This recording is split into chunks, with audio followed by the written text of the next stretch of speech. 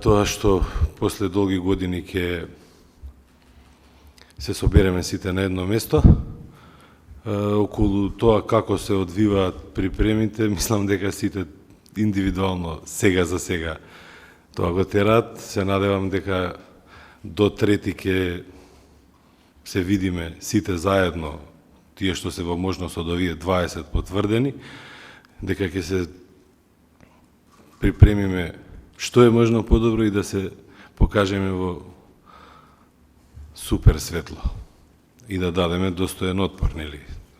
И тоа да го кажам дека со оваа пресконференција некако и завршува спортска 2022, повторно ракометот ја отвара во јануари. Сега разликата што ние имаме таа чест заедно со актуелната репрезентација веќе од трети да тоа биде прв настан спортски во новата година.